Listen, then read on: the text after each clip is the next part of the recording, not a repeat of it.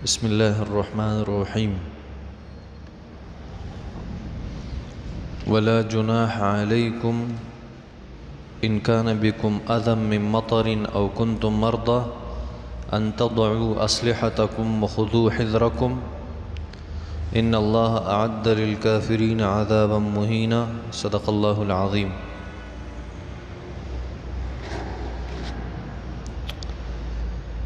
دا آیت مبارکہ نیم شویو نیم پاتیو. اللہ جل شانو فرمائی ولا جناح نشت گناہ علیکم بتا سباندی ان کان کچریوی بکم بتا سباندی ازن تکلیف من مطرن د باران او کنتم یا یی تاسو مرضا بیماران ناجوڑا ان دی خبر تضعو چی تاسو کی دی اسلحتکم خپل اسلحی وسلی وخذو تاسو انی سے حذرکم خپل سامان جنگ وخذو تاسو انی سے حذرکم خپل دغه اسلحی ان الله بشک الله اعد تیار کړی دی للکافرین د کافرانو دفار عذابا مهینا عذاب سپکون کې. آواز درزی کا نا خواہ دا مخ کے اللہ جل شانو تذکرہ اکڑا صلاة الخوف چکل مجاہدین دا جنگ پا حالت کی یوڑل با دا پیغمبر صلی اللہ علیہ وسلم سر ادری گی نیم منز باو کی بیا با نیمہ کی دی لڑ شی ادویا مڈل چکا پاتی شوی اغیب راشی بیا پا امام سے دلتا دا پیغمبر صلی اللہ علیہ وسلم تذکرہ دا پیغمبر صلی اللہ علیہ وسلم پسی بہت ریگی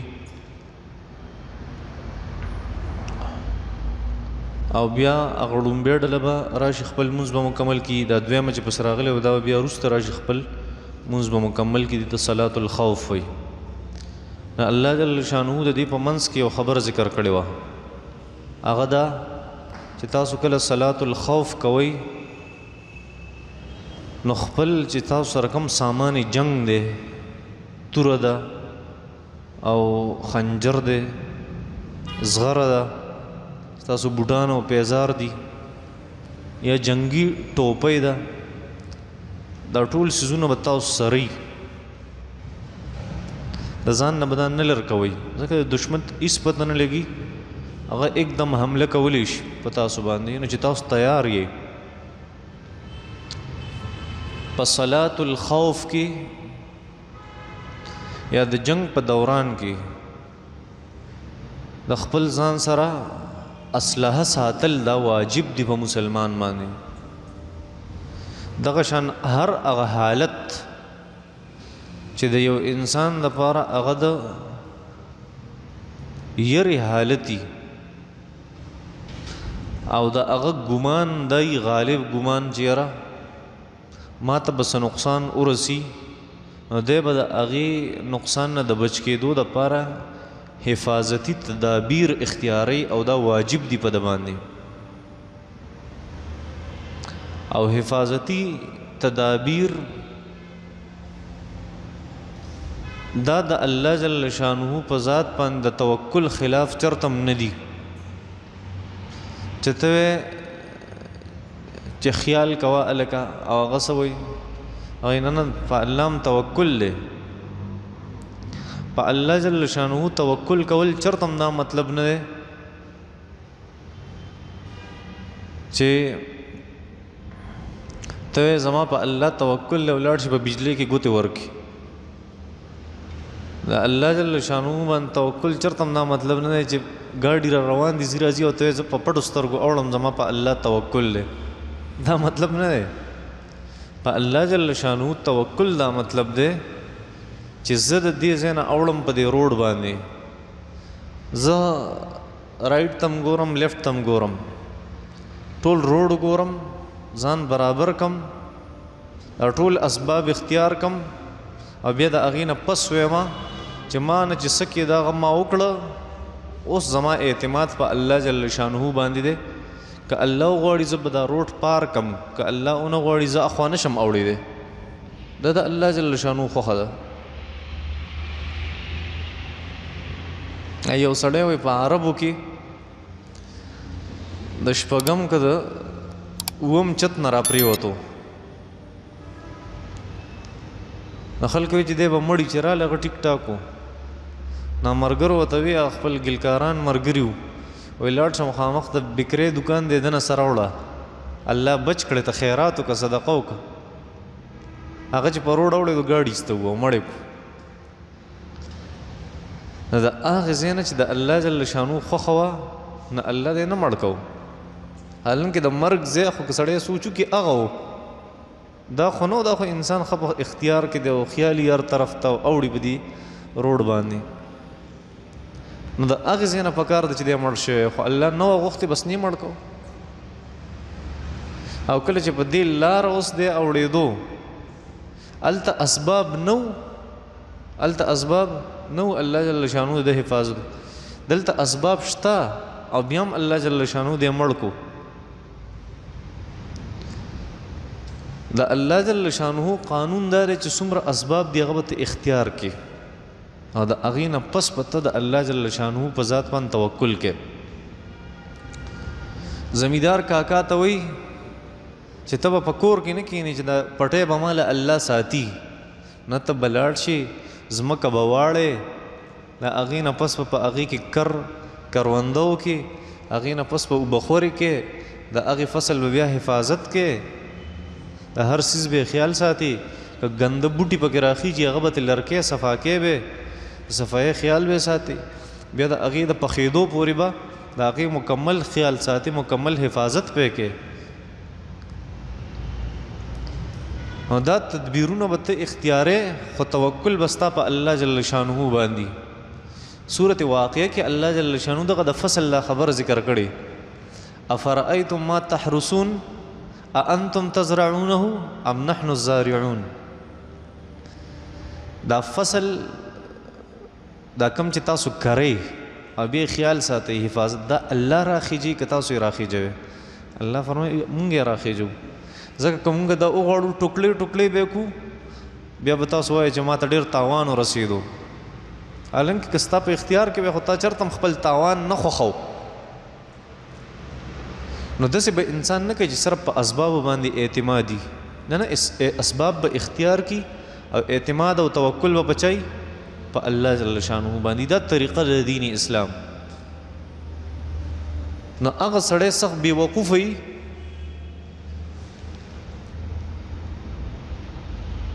چې هغه وایي صرف په الله مې توکل او نور اسباب زه نه اختیاروم، دا د قرآن او د حدیث خلاف کوي.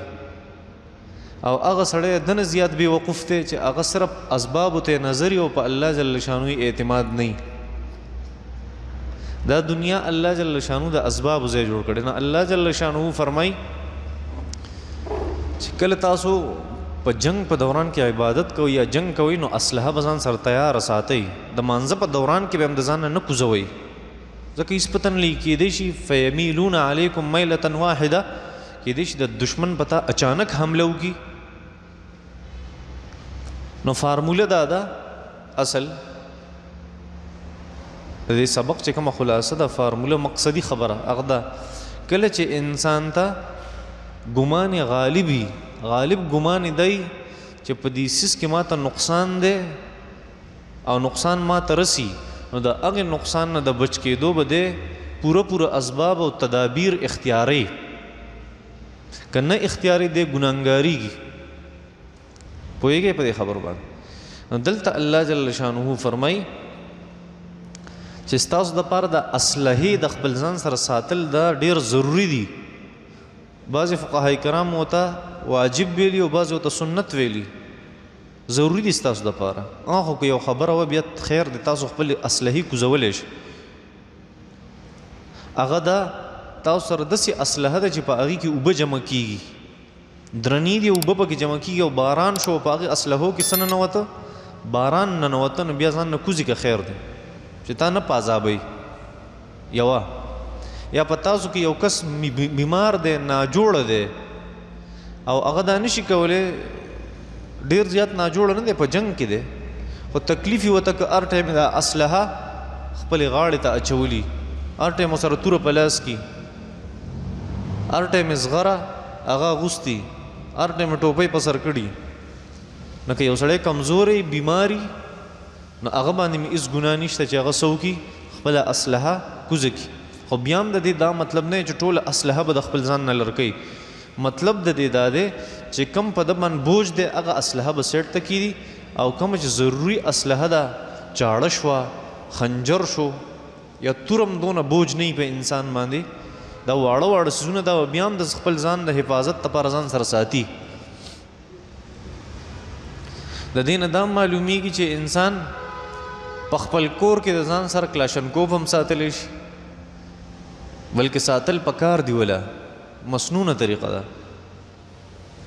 او دغه شان په خپل کور کې ټوپک ساتلی شي، تمانچه ساتلی شي، داسونه ساتلی شي، خنجر ساتلی شي. خنجر دور خو نه دی، خو بیا ضرورت راځي دي سن. نو کم څیز چې ستا دپاره د حفاظت سبب وي نو هغه به ته مکمل اختیار یې یوه. د دې نه دا هم ثابتېږي په یو طرف کې چې یاره ستا یو ځای دی، ستا دفتر دی، ستا جومات دی، ستا مارکیټ دی، ستا پلازه ده، او ستا کور دی، ستا حجره ده، ستا بیټک دی، نو په هغې کې ته کیمرې هم لګولی شي.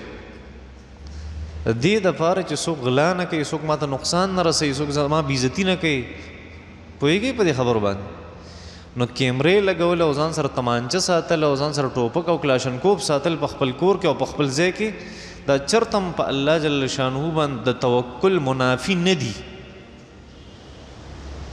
د دې تذکره خو الله جل شانه فرمایي، دلته اوس تذکره وشوه چې کله حالات داسې جوړ شي تا ته پته لګي چې یاره کیدای شي ما ته څوک نقصان راورسوي، نو د هغې نقصان نه د بچ کېدو دپاره پوره اسباب به ته اختیارې، که نه اختیارې ته ګناهګارېږي. دا پته واجب دي، پوهېږئ په دې خبرو. نو الله جل شانه فرمایي ولا جناح علیکم، نشته دی ګناه په تاسو باندې، ان کان بکم اذن، کچری وي په تاسو باندې تکلیف، من مطرن د باران د وجنه، او کنتم مرضى، یا تاسو ناجوړه، ان د دې خبرې ګناه نشته چې تضعوا اسلحتکم، چې تاسو خپل اسلحه هغه کوزه کې، تضعوا چې تاسو کېدې اسلحتکم خپل وسله، وخذو ونیسئ ځان سره حذرکم خپل اسلحه، یعنی ضرورت څیزونه ځان سره بیا هم وساتئ.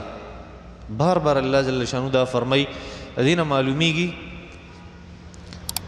چې چرته هم په دشمن من اعتماد، چرته هم په دشمن نه د خیر تمه نه کول پکار، چرته هم دی راتلی شي او په سړي باندې ګزار او حمله کولی شي، نو دی به ځان تیار ساتي. ښه اوده به نه دا آیت مبارکه دې باره کې دی چې انسان به اوده کېږي نه. اوده کېږي دا مطلب نه چې خوب به نه کوي، مطلب دا چې همیشه به چست سستی به په ده کې نه وي. وخذو حذرکم، ونیسئ خپل اسلحې د خپل ځان سره. ان الله بشک الله اعد للکافرین عذابا مهینا، الله د کافرو دپاره دردناک عذاب، سپکونکي عذاب هغه تیار کړی دی. څه مطلب دی؟ مطلب دا دی چې یاره الله فرمایل چې دا کافر دا په تاسو باندې ډایرکټ حمله کولی شي، ځان تیار ساتئ. نو مسلمان به وایي چې یاره دا کافر دومره زورور دی. نه، الله فرمایل نه، زه د سره یم، ما هغې له عذاب تیار کړی، مه یارېږئ، دا به زه ذلیله کوم دا کافر. نو ان الله بشک الله اعد تیار کړی دی للکافرین د کافرو دپاره عذابا عذاب مهینا سپکونکې.